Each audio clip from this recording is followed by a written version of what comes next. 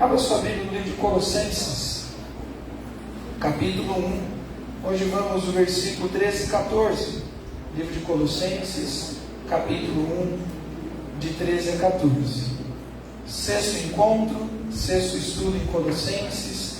E depois de um momento de apresentações iniciais, Paulo como remitente, junto com Timóteo, apresentando-se como servos de Deus, apóstolos da parte de Deus, chamados, separados, sustentados em Cristo Jesus, escrevendo a um grupo específico de destinatários, aquela comunidade que estava em Colossos, que Paulo, mesmo diante de tantos problemas e dificuldades, talvez até pelo olhar da fé, Paulo chama de santos e de fiéis, tendo Epáfras como um personagem que procura Paulo, que sai do meio da comunidade para pedir conselhos, para pedir consolo, para pedir socorro, né? Epáfras que é apresentado como um amado conservo.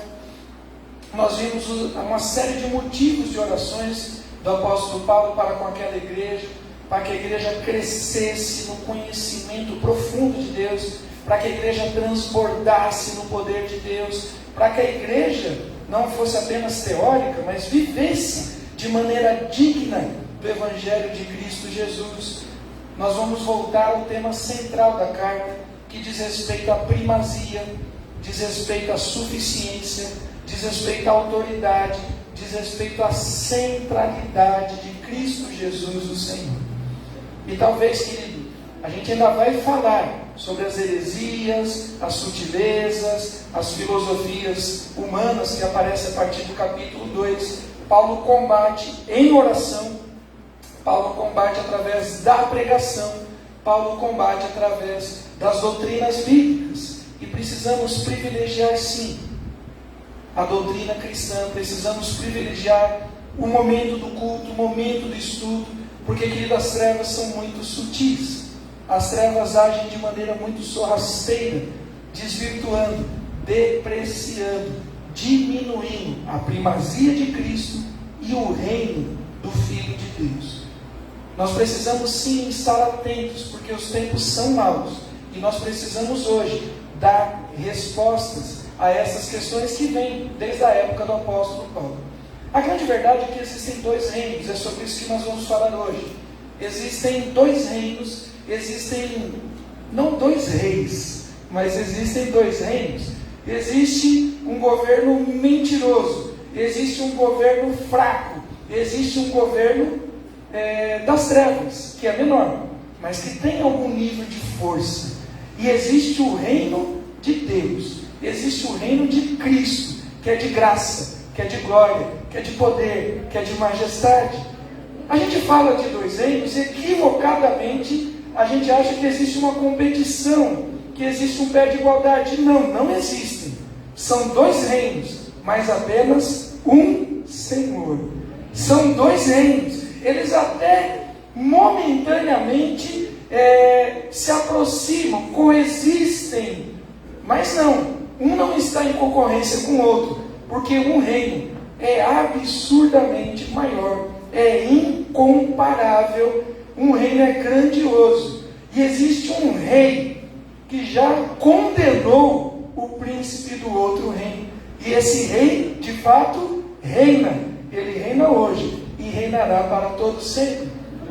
São dois reinos, mas nós temos uma única grande verdade que liberta: Cristo em vós, a esperança da glória. Colossenses 1, versículo 13 e 14, diz o seguinte: Ele nos libertou do império das trevas e nos transportou para o reino do Filho do seu amor, no qual temos a redenção, a remissão dos pecados. Mais uma vez, Ele, e aqui o Ele, o sujeito oculto é Cristo Jesus, o Senhor. Você pode trocar por Jesus. Jesus nos libertou do império das trevas, Jesus nos transportou para o reino do Filho do seu amor, no qual temos a redenção, a remissão dos pecados. Vamos orar? Pai querido, obrigado pela certeza que temos de vida, pela certeza que temos de libertação, pela certeza que temos, ó Deus, de salvação, pela certeza que temos da vida eterna em Cristo Jesus, pela certeza que o Senhor nos dá de ter escrito o nosso nome no teu livro, pela certeza que temos, ó Deus, que antes não éramos povo, antes não tínhamos um nome, mas agora fomos adotados por ti, o Senhor como a árvore perfeita, como aquela que dá frutos que permanece, o Senhor nos enxertou, estamos, ó Deus, ligados a ti, somos alimentados por ti, ó Deus, fomos inseridos no teu corpo, do qual o Senhor é o cabeça. Ó Deus, não há dúvida que a tua obra é plena, que a tua obra é completa, que tudo, Senhor, está debaixo das tuas mãos e que de fato nada necessita de ser completado, porque como o Senhor declarou na cruz, assim nós cremos que tudo está consumado. Ó Deus, obrigado por essa certeza. Às vezes, ó Deus, nos distraímos no tempo e por causa de questões menores, de questões pequenas, nos esquecemos que na eternidade o Senhor de fato já destruiu o inimigo, já não existe o poder das trevas, porque na cruz do Calvário o Senhor venceu. E como tivemos a oportunidade de cantar aqui, sim, nós somos mais que vencedores em Cristo Jesus. Fala conosco através da palavra, Senhor, e se tiver alguém em nosso meio que por motivo de engano do diabo ainda esteja escravizado a qualquer corrente maligna, que caia por terra hoje em nome de Jesus, porque a libertação já foi declarada. Tragada foi a morte pela vida, Senhor. Não há mais nada que nos aprisione, porque fomos libertos em Cristo Jesus. Nos resgata essa verdade hoje, para que vivamos vidas plenas no teu Espírito Santo. É o que te pedimos em nome de Jesus. Amém? 2 reinos, uma única verdade. Vamos tentar entender um pouquinho, pode pôr aí para a gente a questão desses 2 reinos. Primeiro vamos entender um pouquinho aqui a força do reino das trevas. E o texto bíblico de 2 Coríntios 4:4 diz o seguinte: nos quais o Deus desse século cegou o entendimento dos incrédulos. Pode passar mais um. O Deus deste século cegou o entendimento dos incrédulos. Há uma visão terrível do mundo, há uma visão terrível da sociedade, há uma visão terrível da família, há uma visão terrível do casamento, há uma visão terrível de política, há uma visão terrível de toda a história, porque a gente não está vendo o todo, porque a história está sendo de alguma forma embaçada, de alguma forma existe um véu, de alguma forma existe uma cortina, de alguma forma existe algo que está tapando a nossa visão, ou a visão daqueles que ainda não foram libertos para não ver o brilho da glória do Evangelho de Cristo Jesus. Você convive com pessoas aí pessimistas? Espero que você não seja um deles. Mas o pessimista é aquele que consegue ver um problema para cada solução. É aquela pessoa que consegue ver uma possibilidade de tragédia em cada salvamento. É uma pessoa que não consegue ver as coisas de uma maneira mais leve, mais suave. E talvez pensando no que estamos vivendo, muitas vezes nós achamos que o mundo é completamente cinzento, mas não é. Existe um brilho que brilha e que parte da eternidade e que invade as nossas mentes e os nossos corações e reescreve a nossa história. Esse é o brilho do Evangelho, o brilho da glória de Cristo Jesus. Você tem esse brilho na sua vida, por isso que Jesus vai dizer que nós somos o sal da terra. Me ajudem, a luz do mundo, porque o mundo está em trevas, o mundo jaz no maligno, e nós somos convidados, nós somos equipados a poder de Deus nas nossas vidas, para que nós refletamos não a luz própria, mas para que nós refletamos a grande luz poderosa, o brilho da glória do poder de Deus. E nós precisamos de fato não pegar aquela luz e escondê-la, que é a parábola do candeeiro, escondê-la debaixo de uma cama, mas colocá-la em destaque, para que o brilho da glória de Deus reflita na vida das pessoas. Queridos, existe um império das trevas. E a minha grande crise com Epáfras, que é o personagem aqui, e de alguma forma eu me coloco até de maneira contrária à maioria das pessoas que apresentam Epáfras, porque muitos entendem que Epáfras era um pastor daquela igreja. Eu não concordo. Epáfras era um grande evangelista, uma pessoa animada para o evangelho, para levar a palavra, para multiplicar aquilo que ele tinha recebido lá na igreja de Éfeso. Mas Epáfras não entendia profundamente o império das trevas, e por isso que faltou a Epáfras alguma coisa que faz parte mais do ministério da palavra do que do ministério propriamente dito dos evangelistas, dos presbíteros, dos diáconos. Existe o império das trevas, queridos, e esse império é real. Não é uma história da carrochinha, não é uma história para trazer de algum tipo de situação que engane as pessoas. O diabo é um ser criado, ele é um ser menor do que Deus. Lógico, Deus é criador, o diabo é criado, mas ele existe. E este império, ele não tem poder, mas ele tem força. Toda autoridade, toda honra, toda glória, todo domínio, toda majestade, todo poder pertence a Deus, a Cristo Jesus, o Senhor. Mas existe um império, e a palavra império, ainda mais nesta época, pensando no Império Romano, quando Paulo utiliza essa terminologia, ficou muito claro para as pessoas o que é o império. Aquele império que invade, aquele império que é cruel, aquele império que destrói as famílias, aquele império que escraviza pessoas. Falar de império das trevas era algo muito fácil daquela geração entender.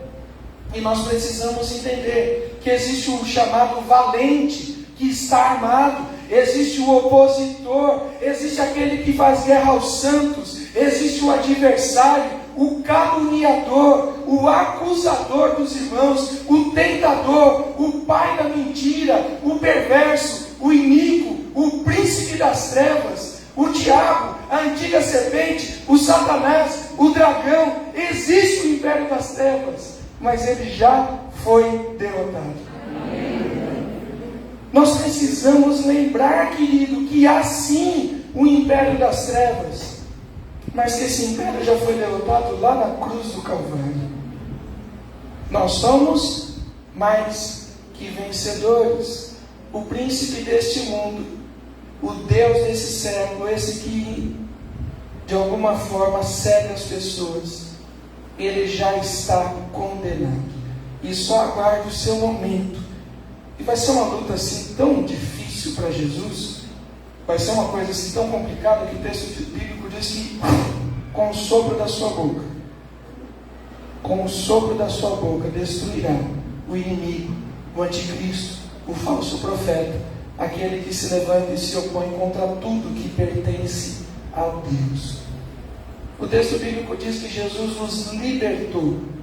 Nós já vamos falar sobre libertação, mas primeiro eu quero que nós entendamos que existe um império, que existe, e o texto bíblico diz que esse império tem um líder, tem um governante. É o Deus desse século, dessa sociedade, desse sistema maligno. É o Deus desse tempo, o tempo chamado Cronos, que é o tempo do relógio, porque existe o tempo perfeito, o tempo chamado Kairos, o tempo da eternidade. Enquanto o diabo de alguma forma tem algum tipo de ação, tem algum tipo de governo na vida de pessoas, dos filhos da desobediência, sobre os quais a ira de Deus ainda permanece, enquanto não aceitarem a Cristo, enquanto não forem libertos. Enquanto o diabo age no tempo chamado relógio, Cronos, Deus age em toda a eternidade. Deus vê antes, Deus vê além, Deus já atuou, o diabo já foi derrotado. Só que esse império das trevas tem um governo, o Deus desse século, o príncipe das trevas. Esse império tem um exército. Segundo Efésios capítulo 6, tem principados, potestades, dominadores deste mundo tenebroso, forças do mal. Querido, você precisa levar a sério a sua vida espiritual. Você precisa levar a sério a sua batalha, porque o diabo anda ao nosso derredor, bramando como um leão, procurando a quem possa tragar. E vamos ser sinceros, ele tem procurado pouco e tem achado muito. Porque nós não temos vivido a seriedade da vida espiritual. O império das trevas tem seus valores. Quais são os valores do império das trevas? mentira, engano, sedução, encantamentos. A palavra de Deus, quando fala a respeito da força do diabo, o termo técnico que está ali é literalmente fumaça. O diabo faz muita fumaça e tem enganado, tem distraído a muitos. O império das trevas, ele tem um objetivo. O objetivo do diabo é roubar, matar e destruir, é trazer todo tipo de oposição contra tudo aquilo que glorifica o nome do Senhor. Tudo o que glorifica, tudo o que dignifica a imagem e semelhança de Deus nas nossas vidas. O diabo vem para se opor. Às vezes você tem até seguido uma carreira cristã, você tem até se abstido de algumas práticas mundanas e você não entende por quê. E é difícil você lutar uma luta que você não entende. Por que nós nos abstemos de uma série de coisas desse mundo? Porque o nosso corpo é templo? Porque nós somos feitos à imagem? E nós precisamos glorificar a Deus no corpo, no tempo e no espaço. Então nós não fazemos as coisas meramente por religiosidade. Nós fazemos algumas coisas porque nós entendemos que com isso estamos glorificando a Deus. E quando todo um sistema social, todo um sistema político, econômico, de marketing, de televisão, de cultura, de arte, bate contra aquilo, não tem a ver com religião, não tem a ver com ética, não tem a ver com moralidade, tem a ver com o império das trevas, que se opõe contra tudo que dignifica o nome de Cristo Jesus. E o império das trevas, que tem governo, que tem exército, que tem valores, que tem objetivos. O império das trevas tem uma herança, tem um legado. O império das trevas tem deixado na vida de muitas pessoas um legado de culpa, um peso, um fardo. O império das trevas, através de acusações falsas ou verdadeiras. Porque, por incrível que pareça, apesar do diabo ser o pai da mentira, vez por outra, ele fala a verdade. Quando nos acusa de algumas coisas que ainda não nos arrependemos. Queridos, o império das trevas existe. O império das trevas opera nesse tempo. O império das trevas governa a vida daqueles que estão na desobediência. O império das trevas tem algum nível de força.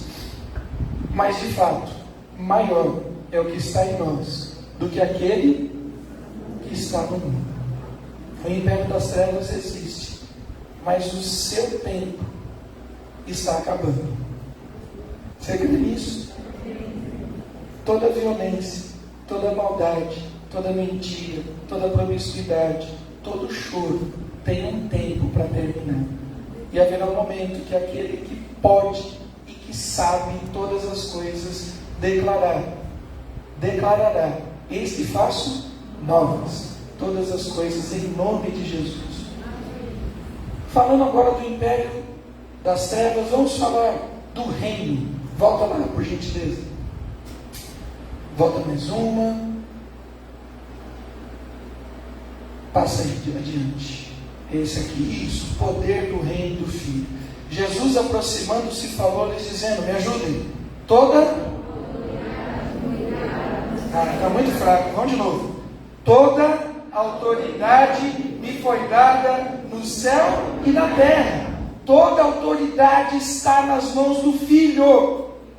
Não há nada demasiadamente impossível. Maria teve essa dúvida quando recebe o anjo: como eu poderei gerar uma criança? Como eu vou surgir grávida se eu sou virgem, se eu sou donzela, se eu não tenho relação nenhuma com homem? Olha, a natureza diz que isso funciona desse jeito. E Maria estava corretíssima. Só que o anjo vai dizer assim: não temas, Maria, porque para Deus nada é impossível. Houve um pai que chegou diante de Jesus, brigando entre aspas com Jesus, porque os seus discípulos não puderam curar o seu filho, e disse para Jesus: olha, me ajuda, os seus discípulos não puderam fazer nada, se o Senhor pode, faça alguma coisa. E Jesus vai dizer: tudo é possível ao que crê. Nós precisamos crer que há poder no nome do Senhor Jesus. Toda autoridade, todo poder Eu falei aqui, do príncipe das trevas. Quem é o rei? E nós temos vários nomes. Ele é o prometido das nações. Ele é o maravilhoso, é o conselheiro, é o Deus forte, é o Pai da eternidade, é o príncipe da paz, é aquele que de ambos os povos fez um, é aquele que no seu sangue o véu se rasgou, é aquele que quebrou o muro que fazia separação entre os povos, ele é aquele que autor e consumador da nossa fé, ele é o Rei dos reis, ele é o Senhor dos senhores, ele é aquele que era, é aquele que é, ele é aquele que há de vir, ele é o Rei dos reis, ele é aquele que todo joelho se dobrará, aquele que toda língua confessará, é aquele que Pedro fica encantado quando Jesus para o vento, para a tempestade, mexe com a natureza. E Pedro e os discípulos, os demais apóstolos se escondem dentro do barco, eles vão para um outro canto e dizem assim: Senhor, se afasta de nós. Quem é este que até a natureza lhe obedece? Ele é Jesus. É o nome que está acima de todos os nomes. Querido, nós precisamos entender alguma coisa do reino das trevas, sim, mas nós precisamos conhecer do reino do Filho, do amor de Deus. Nós precisamos de alguma forma entender alguma coisa do império das trevas, sim, mas nós precisamos buscar o reino de Deus e a sua justiça. Nós precisamos crer, nós precisamos aceitar, nós precisamos obedecer ao Rei dos Reis. Esse texto é muito interessante. O império das trevas já aparece na fala de Paulo em outros momentos, quando Paulo vai dizer que a luta não de Cristo, a nossa luta não é contra a carne e sangue, mas contra principados e potestades. O texto que eu citei, do Deus desse século que cega a visão do entendimento, também é de Paulo em Corinto. Paulo fala muito da luta contra a carne e o espírito. Paulo fala muito a respeito do reino ou do império das trevas, mas é a única vez que aparece no texto bíblico o reino sendo do Filho. Você vai encontrar na Bíblia o reino de Deus, você vai encontrar o reino dos céus, o reino eterno, o reino de poder, o reino de glória, o reino de majestade. O reino é de Cristo Jesus. A Ele seja dado todo louvor, toda honra, toda glória, e a Cristo pertence o reino. O reino é de Cristo Jesus. Mas o absurdo desse reino é que ele é impressionante.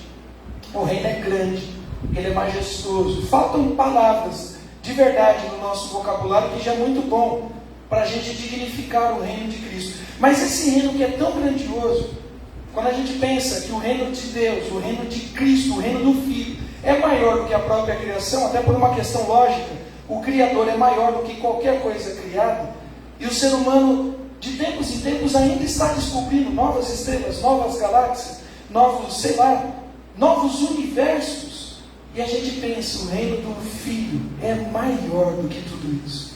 Só que esse reino que é grandioso, ele cabe no nosso coração. Não me pergunte que loucura é essa, mas um reino que é grandioso, ele é dado a nós, a vós é dado o reino do Senhor, o reino de Cristo. Em dado momento, diante dos discípulos e diante da sua geração, Jesus disse o seguinte: olha, é chegado o reino dos céus. Por que chegou o reino dos céus? Porque Jesus estava presente. O reino é dele. Ele é o Rei dos reis e Senhor dos senhores. Mas eu falei que o império das trevas tem um governo, tem um exército, tem valores, tem objetivo e tem legado. O reino do Filho também. O reino do Filho tem como governante o Rei dos reis e Senhor. Me ajudem, Rei dos reis e Senhor. O exército do rei, que é composto por milhares e milhões, que o texto bíblico utiliza como metáfora, as estrelas do céu, as areias da praia, é um exército incontável, tem como participantes de soldado eu e você, porque nós somos chamados a sermos soldados do reino de Cristo. Nós fazemos parte, e o reino de Cristo continua marchando e avançando em graça, em bondade, em amor, em fidelidade, em perdão, em misericórdia. Enquanto o reino das trevas continua avançando em mentiras, os valores do reino de Cristo são amor, me ajudem? Alegria, paz, longanimidade. Você conhece os frutos do Espírito? Vamos lá: amor, alegria, paz, longanimidade, benignidade, bondade, mansidão. Esses são os valores do reino de Cristo. Você pertence a esse reino, querido. Você se enxerga nesses valores de amor, de alegria, de paz, de longanimidade. Porque se você está em mentiras, em engano, em sedução, em vaidade, em promiscuidade, em soberba, esse é outro império. O reino do Filho é um reino de amor, é um reino de graça, é um reino de bondade. Se o objetivo do império das trevas e do seu príncipe é roubar, matar e destruir, o reino do Filho, querido, o reino do Filho liberta. O reino do Filho restaura. O reino do Filho reconcilia. O reino do Filho cura. O reino do Filho gera nova vida e vida em abundância. É outra coisa. É outra coisa. E talvez a gente esteja tão acostumado a essa dualidade do tempo, de estarmos em meio tão próximo do império das trevas, que a gente se esqueceu que Jesus veio para buscar, salvar o que estava perdido, que Jesus veio para trazer libertação. O texto bíblico diz, eu estava conversando com duas irmãs aqui na igreja, ela citou esse texto fantástico de Isaías 53, e que tem um reflexo, tem um eco no Novo Testamento. E o texto de Isaías diz que o castigo que nos traz a paz estava sobre ele. O texto bíblico de Isaías faz uma promessa, que todas as nossas dores, todas as nossas mazelas, todas as nossas culpas, todas as nossas doenças seriam carregadas em Cristo Jesus. E no Novo Testamento o próprio Cristo cita isso e se apropria dessa palavra, dizendo: olha, isso está sendo cumprido agora. Querido, Jesus liberta. E se, pois, o Filho vos libertar, verdadeiramente sereis livres. Existe um império das trevas, existe um reino do Filho, do amor de Deus. O império das trevas tem força, o reino do Filho tem poder. O império das trevas tem alternativas de vida. O reino do Filho tem a certeza de vida eterna. O império das trevas nos humilha. Como é triste ver pessoas humilhadas pelas trevas, pessoas aprisionadas no álcool, pessoas aprisionadas no crack, pessoas aprisionadas na homossexualidade, pessoas aprisionadas na promiscuidade, pessoas aprisionadas na mentira, pessoas aprisionadas na fofoca. Como é triste ver gente que vive de fofoca. Como é triste ver gente que vive da corrupção. Como é triste ver gente que vive da criminalidade. Como é triste ver gente aprisionada pela soberba, pela vaidade, pela estética. Como é triste ver gente humilhada pelo diabo. O reino do Filho nos exalta. O reino do Filho nos aproxima da imagem e da semelhança de Deus. O império das trevas nos escraviza. O reino do Filho nos liberta. O império das trevas tem tempo limitado. O reino do Filho é sempre eterno.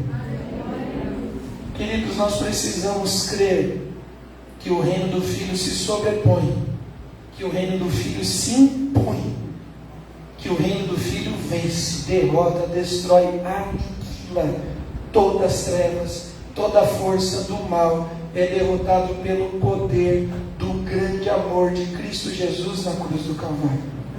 E mais, se há um legado que as trevas deixam de culpa, se há um legado que as trevas nos deixam de peso e de acusações, o legado do Filho nos deixa perdão, graça e misericórdia.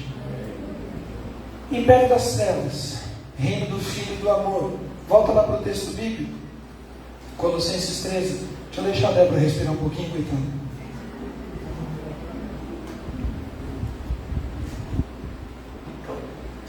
Não, se alonga. Glória a Deus. Bênção de Deus, Kelly. Bênção de Deus, você conosco, Kelly. Glória a Deus. Se o império das trevas tem um tempo limitado, mas ele deixa uma herança terrível. O império das trevas deixa um legado muito cruel. Vamos ler esse texto de 2 Coríntios 12, 13 e também 16. Vendo-a, Jesus chamou-a e disse: vamos lá, gente. Mulher, estás livre de tua enfermidade. E impondo-lhe as mãos, ela imediatamente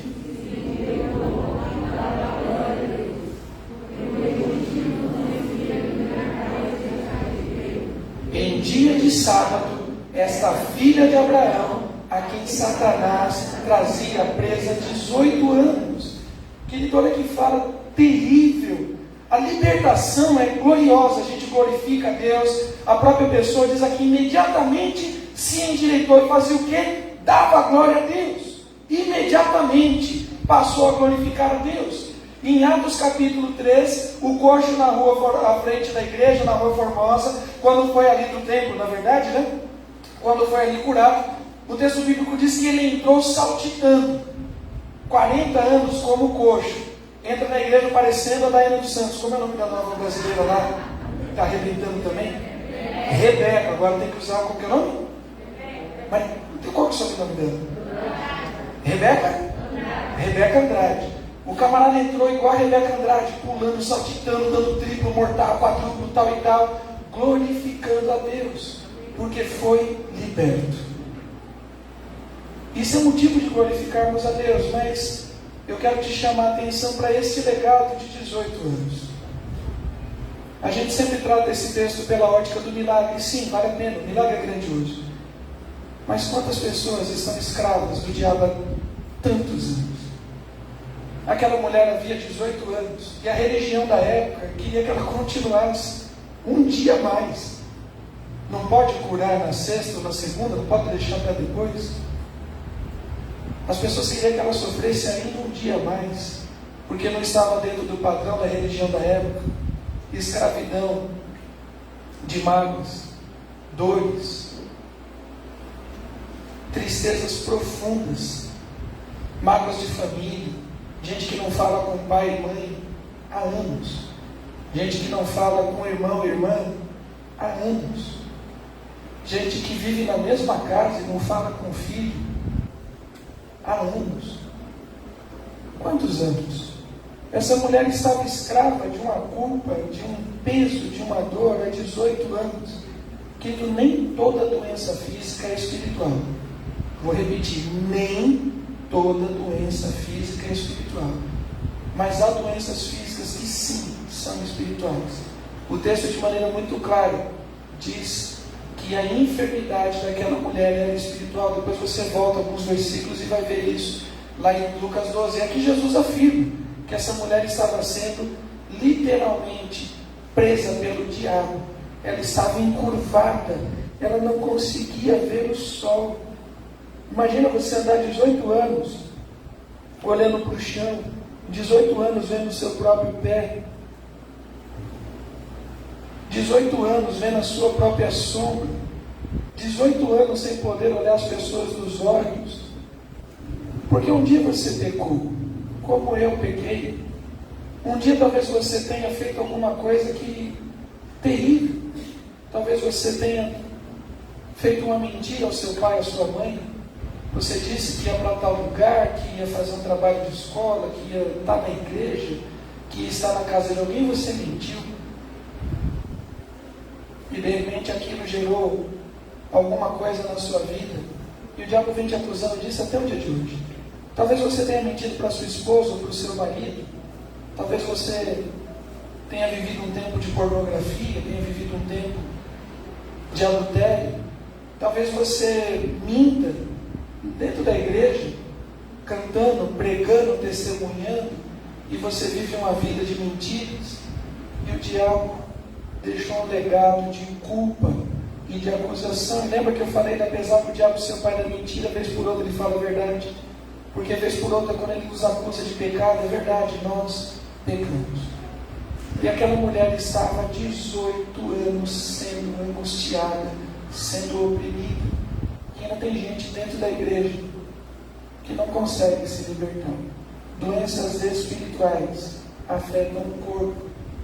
Pessoas têm problema de estômago, têm problema de rim, têm problema de coração. Até câncer gera. De novo, nem toda doença é espiritual. Tem muitos irmãos aqui na igreja que têm problemas estomacais, têm problemas de câncer. Nem toda doença é espiritual.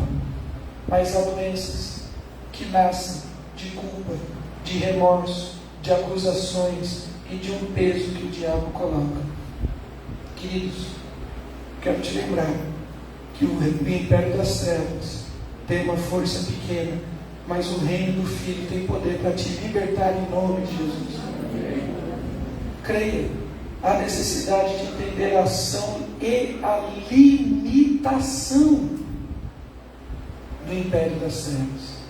Edilson já deu esse testemunho uma ou outra vez de situação na Fundação Casa, que um ou outro rapaz ali aprisionado está com peso de culpa terrível. Senhor, mas eu fiz algo terrível, para aquilo que eu fiz não tem perdão. Situações muito complexas, algumas situações pesadas. O diabo é homicida desde o princípio, mas imagina o que é um homicídio na vida de um ser humano, o que é ter a consciência que tirou a vida de alguém. De repente, para um jovem de 15, 16, 17, 18 anos, e o diabo oprimindo: olha, você já matou, agora não tem mais jeito. Você já destruiu a vida de alguém, agora não tem mais jeito. Olha, marido, você já adulterou, você já enganou, agora não tem mais jeito. Olha, você já foi cruel com o seu filho, com a sua filha, você já fez isso em casa, agora não tem mais jeito. E o diabo vai oprimindo, e as pessoas vão encurvando, e as pessoas vão se fechando, e daqui a pouco estão rastejando no chão. Mas o Filho veio para nos libertar. E é tempo, querido, onde há a presença do Espírito Santo de Deus, há liberdade. Há liberdade. E para terminar, vamos falar do reino, vamos falar do legado, vamos falar da herança do reino do Filho. Aquele que nos salva, aquele que nos cura, aquele que nos liberta. Ele nos libertou. Está lá no texto? Volta lá para o texto. Versículo 13. O que o texto diz? Primeira frase? Está fraco, querido. Vamos lá? Ele nos libertou. Diga com alegria: Ele nos libertou. Hoje eu fiquei assim até emocionado aqui no culto. Não, Ludovico, irmão, olha para o irmão do seu lado. Isso é uma coisa rara, né? Para quem conhece o Ludovico, irmão, olha para o seu lado. Diga: você é mais que vencedor. Rapaz, isso é emocionante, Ludo. Uma coisa que mexeu assim profundamente no meu coração. Vou imitar o Ludovico. Olha para o irmão que está do seu lado e diga assim: Ele te libertou. Glória a Deus, querido.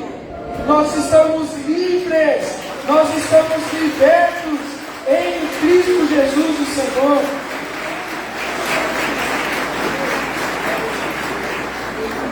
E mais, imagina uma pessoa de 18 anos aprisionada, com a corrente no tornozelo, uma bola de ferro, uma corrente no pescoço, corrente nas mãos, chicoteado, destruído, machucado, sem ver o sol há muitos anos, ali no calabouço do império das trevas. Essa pessoa, mesmo liberta, ela tem condição de sair e curtir uma vida nova? Sim ou não? Não tem, querido. Ela está fraca, ela está machucada, ela está destruída. Aí o que Ele nos faz? Ele não apenas nos liberta, mas Ele nos transporta. Ele nos libertou do império das trevas e nos transportou. Ele não apenas te liberta, Ele pega pela tua mão, diz o texto de Isaías: eu sou o Senhor teu Deus, que te tomo pela mão direita e te digo: não temas, eu te ajudo. A gente não tem nem força para sair, A gente não tem nem força para sair do lamaçal do pecado. Estava aqui no pescoço, estava no nariz. Ele não apenas tira as correntes, mas Ele nos carrega no colo. Ele nos dá poder para vivermos uma vida nova. Vamos ler esse texto? Eu gosto demais desse texto. Esse é um texto que precisa ser memorizado. Esse é um texto que precisa ser crido. Esse é um texto que precisa estar na nossa mente. Para isso se manifestou o Filho de Deus, para destruir as obras do diabo. Podemos todo mundo junto essa primeira parte? Para isso se manifestou o Filho de Deus, para destruir as obras do diabo. A ação é plena, a ação é completa, não precisa de ajuste, não precisa de sábado, de domingo, de feriado, não precisa de roupa santa, não precisa de prédio santo, não precisa de cidade santa. Demais. Aquele que roubava tem poder de Deus agora para não roubar mais. Ele nos libertou, Ele nos transportou, Ele nos dá o poder. Jesus nos apresenta a Deus, santos e irrepreensíveis. Ele nos dá uma vestimenta nova. Em Zacarias capítulo 3, conta a história da visão que Zacarias teve do altar. Esse é um texto muito profundo da palavra de Deus. E Josué, que era ali o sacerdote da geração de Zorobabel, os dois grandes líderes do povo naquela geração. Não é o mesmo Josué de Moisés, né? Josué e Zorobabel na época do segundo templo. E o texto bíblico diz que o diabo estava se opondo diante do altar. O diabo estava... Eu não separei esse texto, mas vamos lá. Zacarias, acho que está no capítulo 3.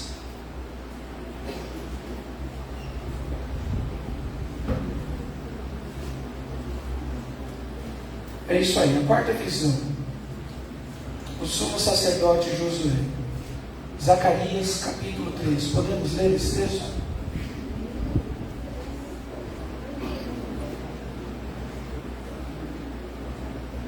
Você está com a Bíblia impressa, né? Mateus, Malaquias, voltando, né? Depois vem Zacarias. Zacarias capítulo 3. Deus me mostrou o sumo sacerdote Josué, o qual estava diante do anjo do Senhor. O anjo do Senhor representa o reino do Filho. E Satanás estava à mão direita dele, império das trevas, para se lhe opor, o opositor das coisas do reino de Deus. Mas o Senhor disse a Satanás: o Senhor te repreende, ó Satanás. Sim, o Senhor, que escolheu a Jerusalém, te repreende. Não é este um tição tirado do fogo?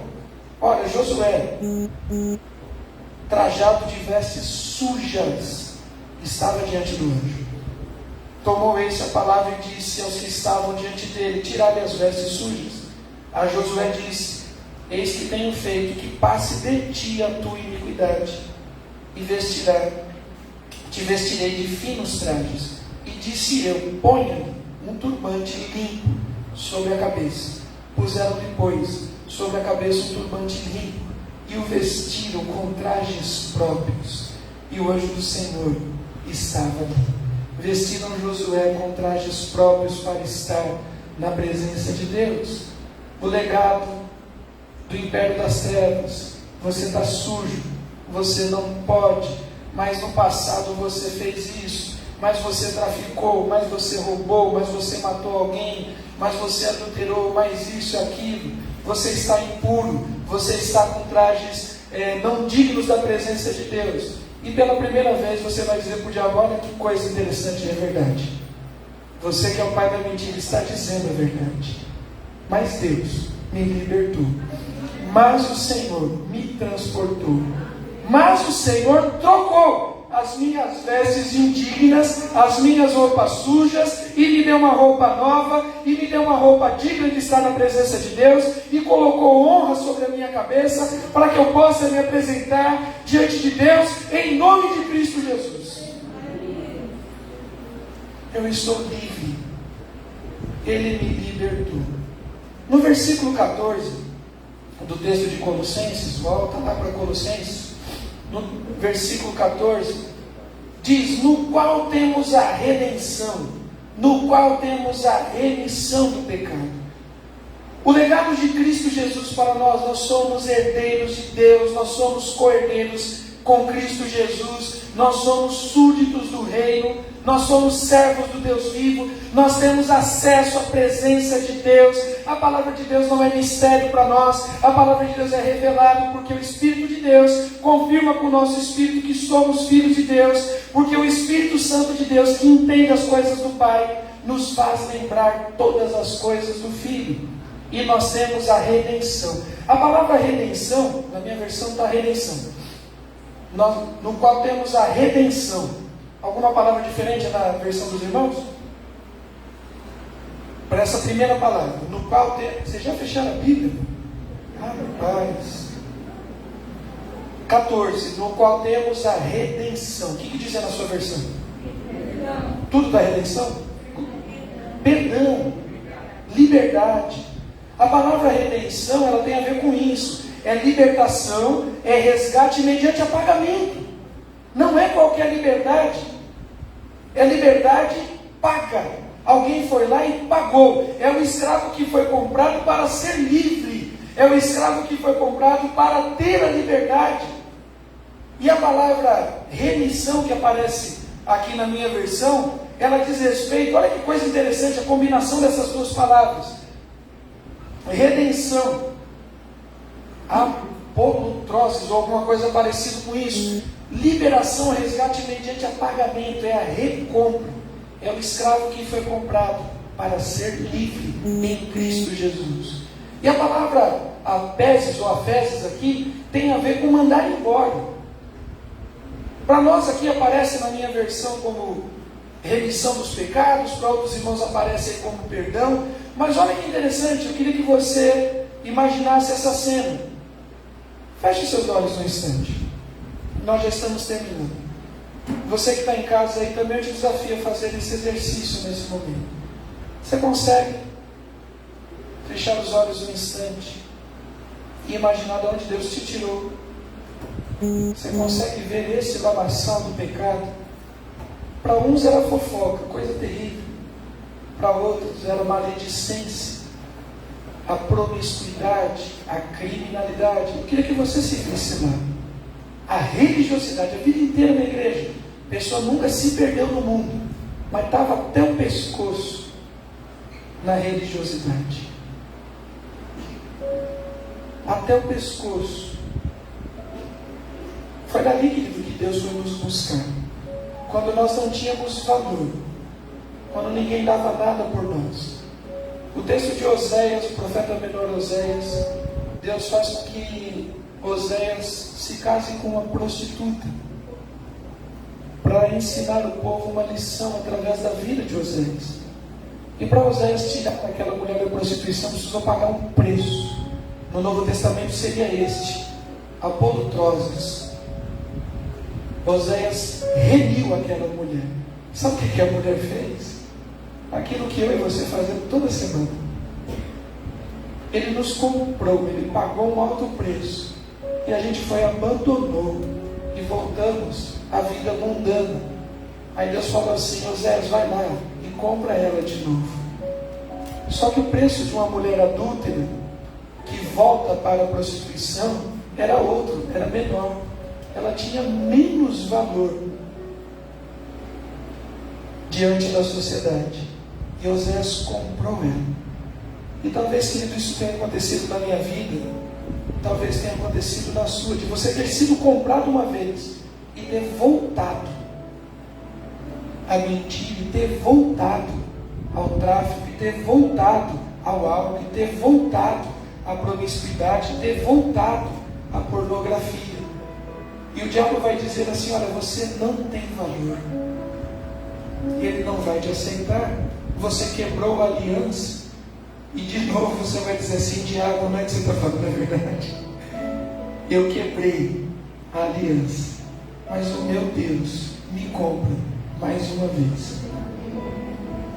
A palavra Efésios diz assim: tem que mandar embora, tem que libertar.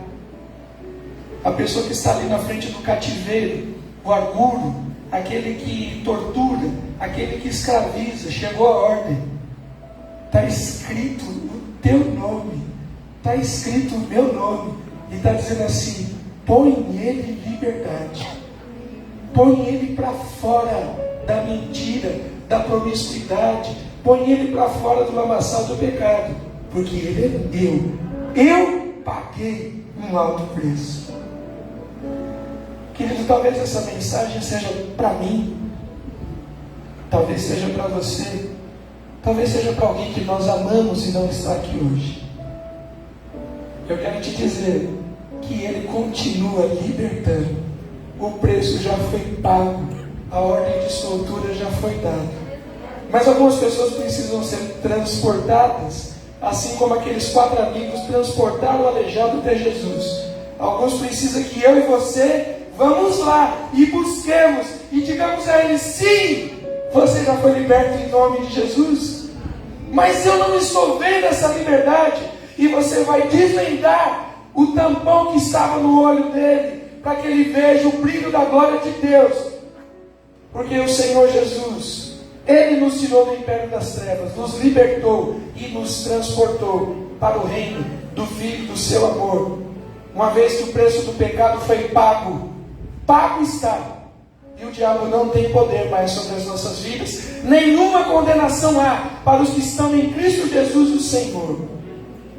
Justificados, pois, mediante a fé em Cristo Jesus, já não há mais nenhuma separação, nada, foi citado aqui no momento do louvor e da adoração, nada pode nos separar do amor de Deus em Cristo Jesus. Ah, mas eu tenho esse ou aquele pecado, não importa. O sangue é maior do que qualquer pecado. O diabo é mentiroso. E talvez ele diga para você que você não consegue, que você já caiu tantas vezes. Mas a mão do Senhor continua estendida no dia de hoje para te resgatar. Eu quero orar pela sua vida. Eu quero orar por aqueles que estão em casa. Eu não vou fazer nenhum tipo de pergunta a respeito de qual foi, de repente, as tuas correntes, até porque, para todos nós que um dia fomos escravos do pecado, a cor da corrente pouco importa. Para algumas pessoas, o tipo de corrente faz diferença, né? Ah, esse aqui era mais escravo porque ele estava no álcool, do que esse que é menos escravo porque estava só na fofoca. Quando você olha os dois, ambos são o quê? Escravos, pecadores, não faz diferença. Então a corrente que um dia te aprisionou não faz diferença, você já foi liberto em nome de Jesus. Mas talvez ainda tenha alguma coisa do legado da mentira do império das trevas que te traz peso, que te traz dor, que te traz culpa. Ah, pastor, mas eu errei e minha vida até hoje é assim, assim, assado. Cristo já te libertou. Tragada foi a morte pela vida. Somos mais que vencedores em Cristo Jesus.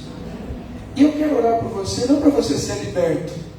Eu não sei se te avisaram, mas você já está liberto. Eu quero orar por você para você tirar a venda que te engana. Como aquela imagem do passarinho, volta lá que eu pus aí, a gaiola já está aberta. O convite é para que você voe na graça do Espírito Santo de Deus. E de novo, eu não vou fazer nenhuma pergunta, não vou fazer nenhuma entrevista, mas eu queria te desafiar. Às vezes a gente precisa, humanamente falando, e também no mundo espiritual, tomar uma posição para que o diabo veja que ele perdeu. E se há algum peso, alguma culpa de algum pecado do passado, de alguma coisa que você fez, eu quero te convidar nesse momento a ficar em pé e começar a dizer: eu sou livre em Cristo Jesus, eu estou liberto em Cristo Jesus, obrigado, meu Deus, por tão grande salvação. Eu quero que você traga à sua memória essa palavra, essa promessa de Deus de cura e de libertação. Tem algo que te machuca, querido? Tem algo que te incomoda? Tem falas que de repente até no teu sono vez por outra aparece. Eu quero te convidar a dormir o sono dos justos. Deitarei, dormirei e acordarei, porque o Senhor, o meu Deus, é quem me guarda, é quem me sustenta. Enquanto eu estiver orando, eu queria que você se posicionasse diante do mundo dos homens, diante do mundo espiritual. Pai querido, obrigado.